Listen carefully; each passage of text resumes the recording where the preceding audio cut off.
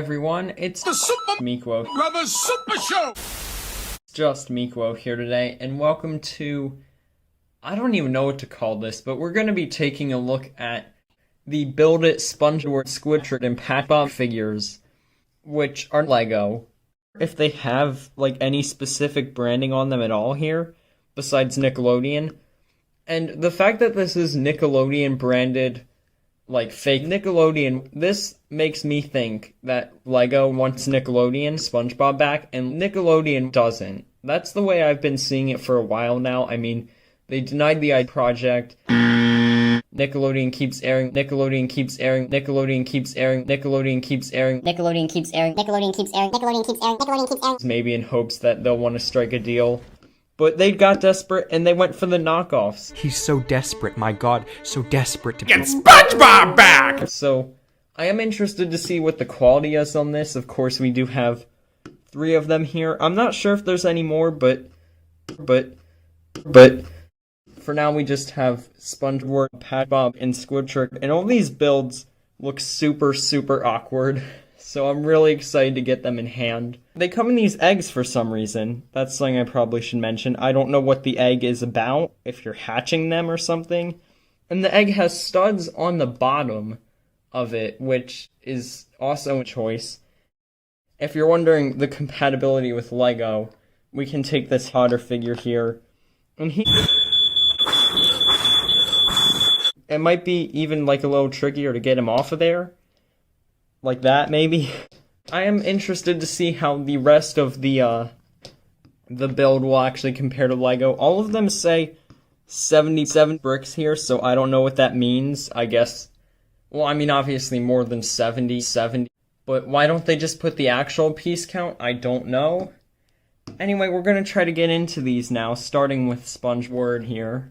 So you can't really see it on camera here, but there is like a tear here thing here. And I'm trying that out right now. It's not going too well. I don't think this is the way it was supposed to come off. I'm just completely destroying it, and got some interesting leftovers there. And yeah, I guess that's that. So let's crack open this egg.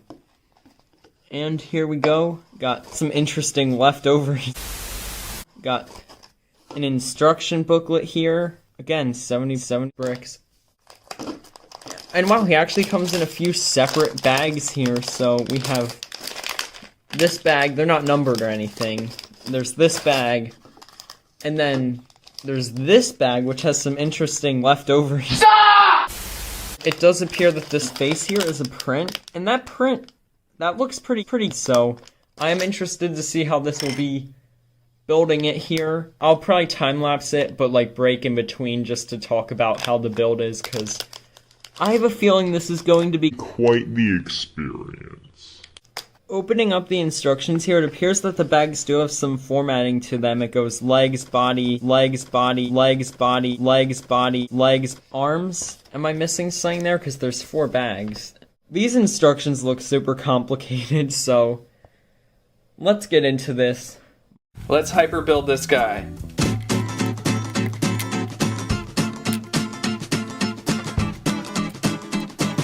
Okay, now that the legs are done, I gotta say, so far, this really is bad of quality. It seems hard to get the pieces to stick together, kind of like Mega Bloks is, in my opinion, but honestly, it's really bad.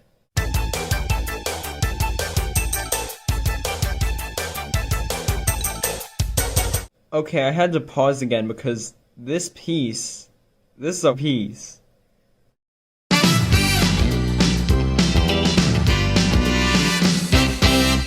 Another pause here for another interesting leftover. Friggin' stop! Like, I was expecting this to just be exact copies of Nickelodeon bricks, but this is quite a unique piece like the other one from before, so whatever.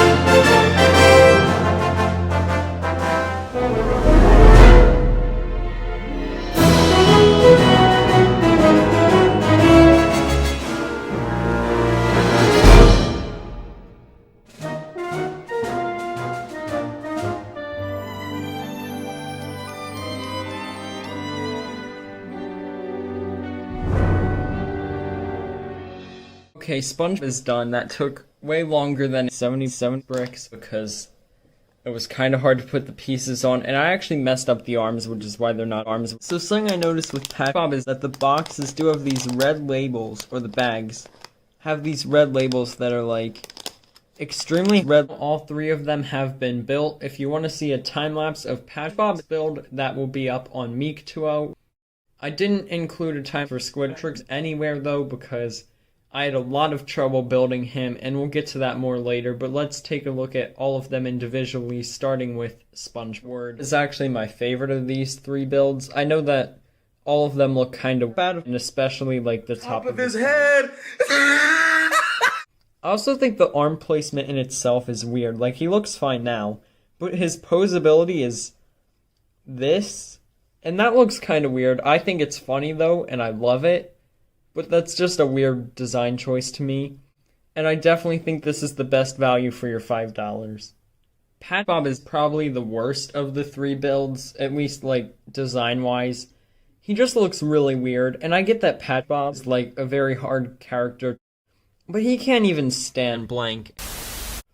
But like the stomach area here, this looks really weird. I don't know what that's about. This looks really weird. Like, what is going on? This looks really weird. This looks really weird. This looks really weird. His print quality isn't as good, at least on mine. The eyes, man. God. Overall, this build just looks super awkward. His face is Sticking out. Ha ha ha. What were they thinking? So the last one we have here is Squidward. And I do think his design looks pretty good for the most part. His nose looks bad from every angle.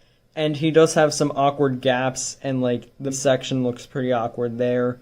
But that's to give him his extreme amount of posability. He can do this. His arms are like ridiculously posable, and so are his legs.